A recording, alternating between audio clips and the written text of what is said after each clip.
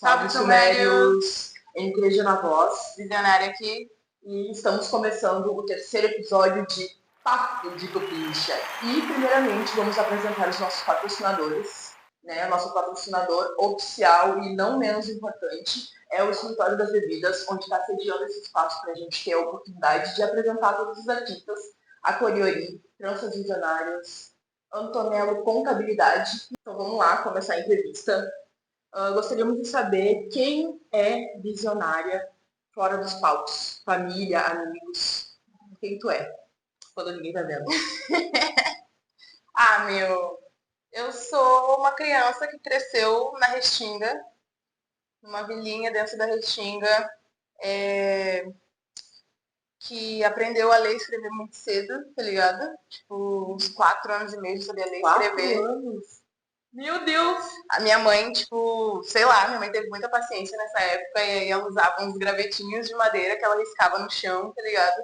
E ela sempre contava essa história, assim, que era as casinhas com as famílias, que era, tipo, uma casinha, assim, que era, tipo, a família, Bá, Bé, Bi, Bobo. Aí a outra, daí, tipo, a outra família que morava na outra casa, que era Cate, Coco. E aí, tipo, por exemplo, aí ela falava, aí o Bo da família B foi visitar o K da família C. Aí era boca, sabe? Tipo, e eu fui aprendendo. Eu já tinha começado a ler muito cedo, assim, tipo, li muitos livros, Patinho Feio, A Borboleta Azul, eu amava essas histórias, tipo, com 6 anos de idade. E aí eu me mudei e perdi esses livros. Era um caixote de livros, eu tinha vários livros, e eu perdi esse caixote de livros numa mudança. E aí, nossa, foi um baque, assim. Eu fiquei, meu Deus. Perdi tudo. Com 6 anos era tudo que eu tinha. E aí eu comecei a escrever mais, assim. Fui escrevendo, descobri também os cadernos que minha mãe tinha de poesia que ela escrevia. Então, em casa, eu fui uma criança muito curiosa, assim, tipo... E sempre gostei muito de escrever, de ler, e tinha essa ambição, assim, pela leitura, pela escrita, assim. Não que eu tivesse muito acesso, mas acabei, tipo, acabei tendo muita curiosidade nos espaços que eu acessei, assim. E aí passei uma adolescência muito conturbada, onde era isso, muitos hormônios, muito, meu Deus, coisas para dizer. E aí, tipo, eu comecei a escrever poesia, assim. E aí foi onde eu encontrei o slam também. Mais ou menos quantos anos assim que começou a escrever poesia? É que tu já lia com 4, 5 anos? Tipo, eu comecei a escrever músicas quando eu tinha uns 8 anos, uns 8, 9 anos com a minha irmã mais nova. E a gente escreveu uma musiquinha assim, Tipo,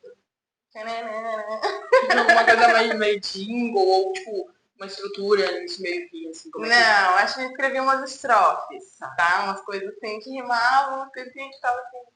Eu tinha até a Gabi, uma amiga minha de infância, tipo, não tem nada a ver, mas enfim, foda-se, né? É isso aí. Pode ser o meu episódio, Adri. E aí, que a gente cantava a música do papel higiênico. Desculpa, mas tu vai cantar a música do papel higiênico. Que era... Oi, só que merece like, meu. Tu vai cantar a música do papel higiênico.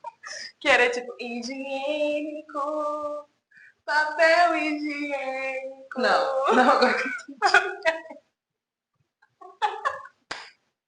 Enfim, muitas coisas, assim, de ter essa criatividade explorada na minha infância com as minhas amigas, com, tipo, a minha irmã mais nova, e conseguir ir fluindo, tipo, vendo o que minha mãe escrevia, vendo poesias de outras pessoas que ela também escreveu no caderno dela. Então, tipo, eu fui ao longo da minha jornada escrevendo, era isso. Só que eu não sabia que eu podia mostrar para outras pessoas que eu escrevia. Tipo, pra mim era muito mais uma relação comigo e, tipo, muito mais uma questão secreta, assim, que ninguém podia saber o que eu tava sentindo. Mas era uma coisa tua e da tua irmã, ou tipo assim, tinha as composições tua e dela e tinha só tuas que tu não mostrava nem pra ela? Tinha as minhas, mas o que tinha mais meu também era texto, só texto, assim, né, escrito. Eu gostava de Mas eles rimavam ou não necessariamente? Quem? Os textos. Eles o que? Rimavam? Alguns. E aí, ao longo do tempo, eu fui descobrindo o slam com mais ou menos 15, 16, e o teatro também ali, então eu fui começando a entender que existiam outros tipos de escrita que eu conseguia transitar, eu gostava muito de crônica também, tipo, enfim, eu tinha acesso ao jornal e aí eu lia as crônicas da Marta Medeiros, enfim. Lembro dessa. E aí, foi isso, assim, aí com 17 anos eu saí de casa, Porque apesar de eu ter tido essa infância muito curiosa e tal, eu cresci numa família um pouco disfuncional, tá ligado? E saí muito cedo de casa, comecei a morar só, fui pra faculdade. Mas isso na Restinga ou tu, tipo, se distanciou total da família? Não, na Restinga, mas já com esse afastamento bem grande, assim. E aí, mesmo com isso, assim, ainda convivi, minha família é muito grande também, impossível romper. A cada Mas quadra aí, tem uma parede de ventilar. vai na Restinga que a minha família tá lá. E aí, uh, crescendo muito assim com essa questão de ter muitas oportunidades com relação à educação, principalmente dentro da Restinga, com o Instituto Federal dentro da Restinga, com várias coisas assim, e percebendo que é isso, onde eu tinha oportunidades eu conseguia me desenrolar e eu estava fazendo. E chegou teatro, e chegou a música, eu tive banda na escola também, uma banda de cover, a gente tocava, tipo, Envolvidão do Rael, a gente tocava Ana Júlia, Tim Maia, enfim, a gente tocava, entendeu? A gente estava ali querendo fazer música. Aí outros projetos, gravei em estúdio com o projeto da escola também. E eu fiquei, Então é assim que é ter contato com a arte. Exatamente. Eu fiquei, olha, é assim que é ter suporte para fazer arte também, né? E aí minha mãe sempre cantou muito em casa também, sempre amou a Whitney Houston e o Bruno Marrone. E não faz sentido nenhum essas duas coisas? Não faz, mas minha mãe sempre amou a Whitney Houston e o Bruno Marrone. E aí, eu cresci em casa também ouvindo Racionais, Ao Cubo, e aí eu fui me desenrolando e gostando muito dessas coisas, assim, vendo diferentes formas de escrita e gostando muito disso, assim. E aí, com 21 anos, eu conheço as batalhas de rima em Pelotas, quando eu estava na graduação já. E aí fui vindo, assim, pensando, tipo, como essa pessoa que foi cria, né, de um ambiente, de uma comunidade muito unida, que é a Restinga, que tem essa responsabilidade que carrega dentro da cultura hip hop, assim, além dos conhecimentos que eu tinha, assim, o que eu ia fazer com isso, assim, né? Eu ficava nisso, assim. E toda vez que eu trocava ideia com alguém, tipo, essa pessoa falava, pô, meu, tu não pensa em ser psicólogo, você tem uma visão muito... eu preciso de uma psicóloga. E aí, tipo, daí surgiu esse funcionário, assim, tá ligado? E aí, tipo, foi muito mais uma coisa que as pessoas, né, trouxeram pra mim do que, tipo, um bagulho que eu pensava tanto, assim. Eu só me via como uma criança incompreendida, assim, tá ligado? Então, o teu vulgo visionária veio muito das pessoas de fora, não foi uma coisa que necessariamente tu adotou pra ti. Sim. Que eu acabei adotando pra mim porque era isso. Eu achava que eu precisava de um nome diferente do meu nome. Não, mas o teu nome é muito igual a todos os nomes, né? Pra começar. E aí, tipo, eu queria um nome de artista, assim, um vulgo de MC. E aí, tipo, veio isso e eu fiquei, tá, legal. Acho que dá, acho que dá. E eu sei que, tipo, às vezes parece muito prepotência, né? Tipo, visionária. Tipo, quem que essa pessoa tá achando que é? E aí, tipo, mas eu acho que é no sentido de que quando a gente pensa em visionário, né? Na palavra visionário, a gente pensa, sei lá, nos cara branco, tipo, colonizador, tecnologia, tecnocracia e blá blá blá, tá ligado? E eu penso que ter uma visão de futuro é pensar, tipo, um futuro negro, indígena, tá ligado? É pensar uma conexão com a natureza, é pensar outras possibilidades de relações que não sejam essa visão que as pessoas têm do que é ser visionário, né? Eu acho que o que é ser visionário é agir em comunidade, é, tipo, construir, tá ligado? Né? Exatamente. Eu espero que eu esteja conseguindo. Não, tá na caminhada, né? Enquanto não morrer, ainda dá tempo. Eu espero. E quem é tu, artista? Porque tu, assim, óbvio que tu, artista, engloba o tu, pessoa, mas, assim, caminhadas, tuas movimentações como artista lá em Pelotas, trouxe pra cá, tuas experiências. Fiquei sabendo que tu tem bastante experiência na organização, slam, edital, essas coisas assim. Tipo, pô... Não, eu tentei muito, por essa minha brisa de comunidade, de tipo Restinga, e de ver que as coisas fluem, né, quando a gente se junta com outras pessoas, eu tentei fazer parte de muitos coletivos, fiz slam, fiz batalha, fiz 2 slams na cidade de Pelotas, né, o slam da Encruzilhada, o slam da Folha. E tinha algum antes disso? Tinha o Slam das Minas, que foi o Slam das Minas Pelotas, que foi que me levou a participar do estadual, né, do Slam Conexões, que hoje, inclusive, eu faço parte da organização. Então, tipo, que me levou por esse caminho de conhecer mais artistas do estado, de conhecer mais a poesia, de estar num circuito onde as pessoas levavam mais a sério também isso. Mas é isso, eu por estar dentro da via institucional, da educação, do Instituto Federal, da Universidade Federal, eu consegui me desenrolar nesse sentido de pensar como fazer projetos, tá ligado? Institucionalmente, não no lado empresarial da coisa, mas de como ter um processo que se desenrola no resultado, assim, né? E aí, e quais metodologias, quais ferramentas para isso, né? E eu consegui me desenrolar nesse sentido, o que me ajudou também, tipo, participar de vários eventos, participar de várias coisas com esses projetos. Mas o visionária artista, eu acho que é a armadura que eu vesti, sabe? A armadura que eu vesti para lidar com o mundo, assim.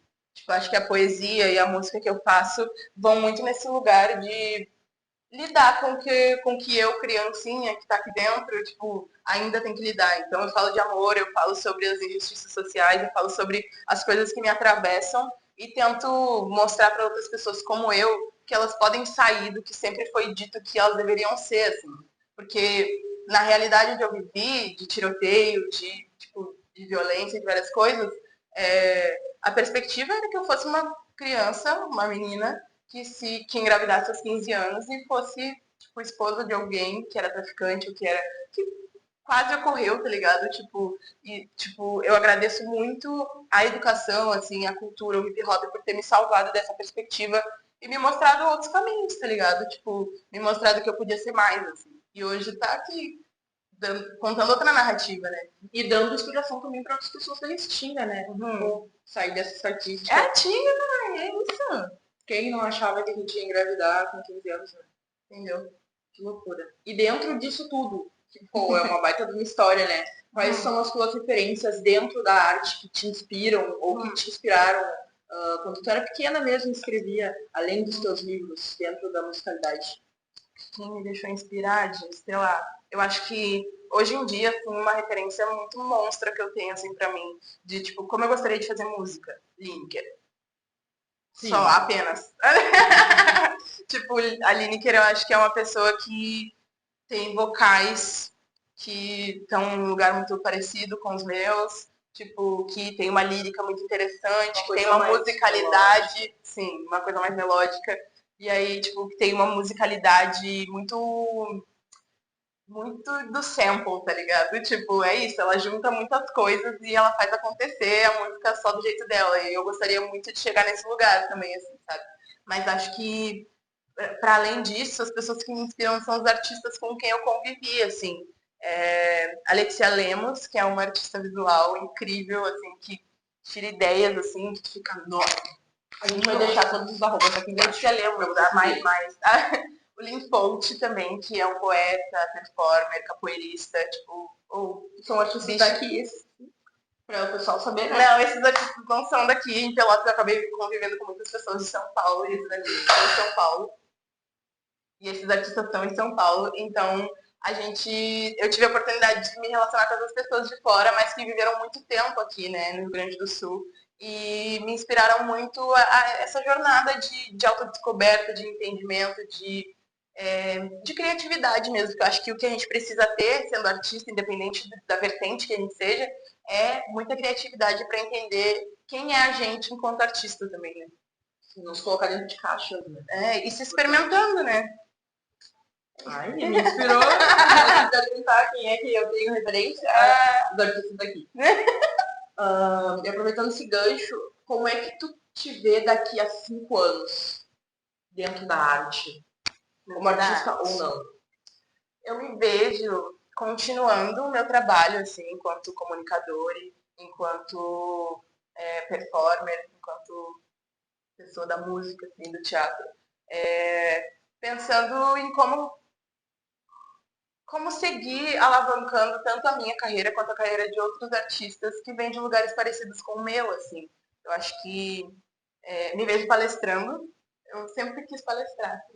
Que eu gosto de falar, né? Então, vocês já estão vendo pelo tamanho do episódio.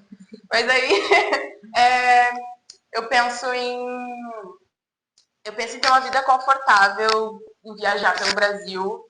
Eu penso em alcançar uma notoriedade nacional, não sei se em 5 anos, mas, tipo, essa é uma projeção minha, assim, é isso, sabe? Fazer um bom trabalho e ser reconhecido por ele, assim. Acho que é o mínimo que a gente merece.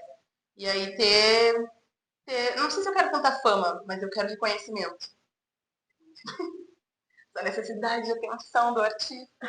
Mas porque, enfim, eu acho que eu vejo isso, assim, já ter meus EPs e talvez um álbum na pista, entendeu? Cobrem, deixem nos comentários. E jogar os meus singles e fazer tudo que eu tenho capacidade de fazer e que tá acontecendo ao longo dos tempos, mas por ter essas múltiplas vertentes vão num processo um pouco mais lento. Mas eu quero muito que daqui a 5 anos eu já tenha coisas mais consolidadas e, enfim, consiga seguir a minha carreira. Perfeito. E eu fiquei sabendo também que tem um lançamento de um single. Como é que foi para ti construir isso? Faz muito tempo que tu teve esse projeto teu arquitetado dentro da tua cabeça, assim. Como é que foi para ti iniciar esse trabalho?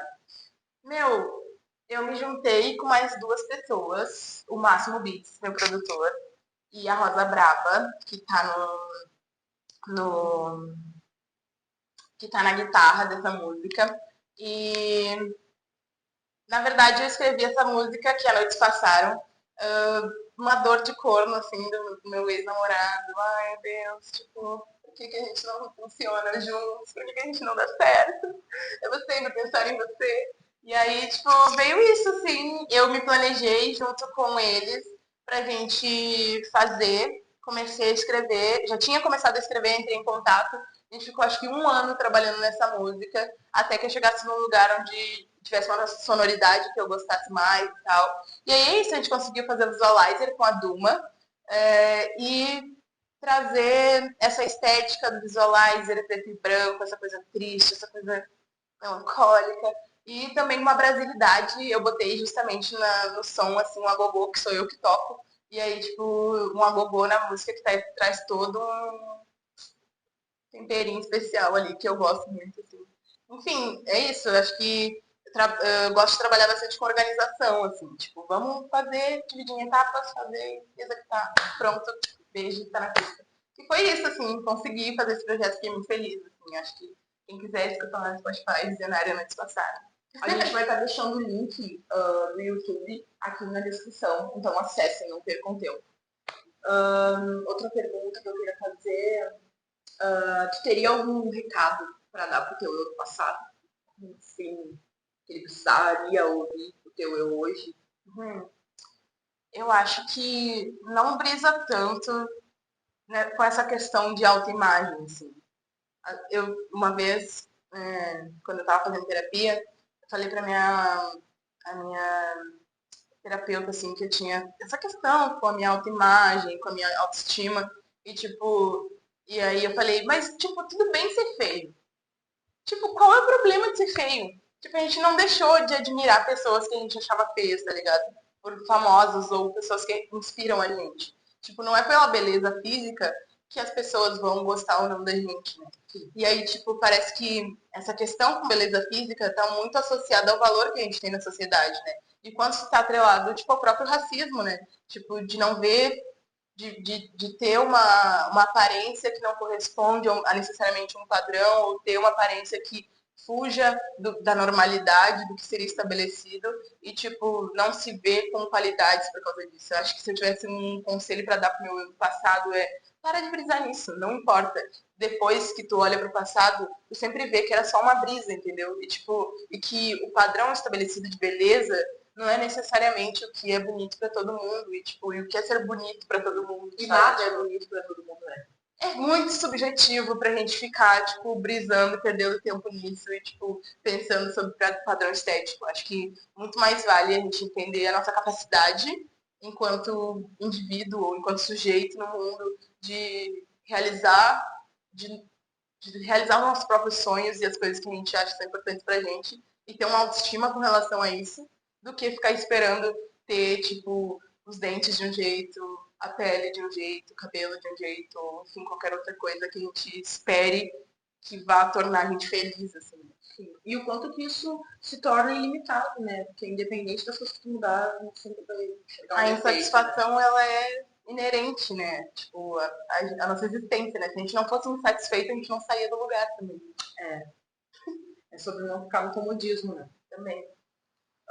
E nossa última pergunta, né? Infelizmente a gente está chegando ao fim. Teria algum conselho? Acho que é um pouco contraditório falar sobre o teu eu do futuro, mas o que tu falaria, assim, se o teu eu do futuro estivesse vendo esse vídeo agora? O que tu teria pra dizer pra ele? A gente trampou pra caralho. A gente trampou, tá? Tipo assim, se tu tá onde tu tá hoje, tipo, se dê o mínimo respeito e descanse, porque a gente trampou pra caralho. É isso que tu quer dizer. E ainda tá trampando, né? Porque tu tá assistindo isso, porque tu ainda tá Entendeu? E é isso, tipo, valorize a sua história e não esqueça de onde tu veio e das pessoas que estavam contigo nos momentos em que a gente precisa. E das pessoas que estavam contigo nos momentos em que tu estava construindo esse lugar onde tu tá hoje. Vale demais. Eu gostei muito. Muito importante a presença de todo mundo que vai participar do nosso minicast. Ter um artista não binário no corre é uma coisa que a gente não vê a todo momento, né? Muito mais homens cis, héteros, enfim. Então é muito importante a tua existência dentro da arte. Tanto para inspirar outras pessoas que ainda não se identificam como NB, quanto para mim. Também sou NB, para quem não sabe. Então é isso, muito obrigada. A gente vai estar deixando os arrobas aqui embaixo. Foi muito bom conversar contigo também. Muito obrigada por me oportunizar ter, enfim, esse espaço para a gente poder trocar com um visionário e outros artistas. Então se inscrevam no canal, não esqueçam. E ativa o sininho, tá? Pra ficar online para mais vídeos. Porque os sentimentos se transformam, as relações se transformam. Tipo, eu fico pensando nessa coragem que eu preciso ter agora de entender essa relação a partir de agora, assim, sem o medo do passado. Não importa o que eu faça, sempre vem a lembrança de quando tu me abraças.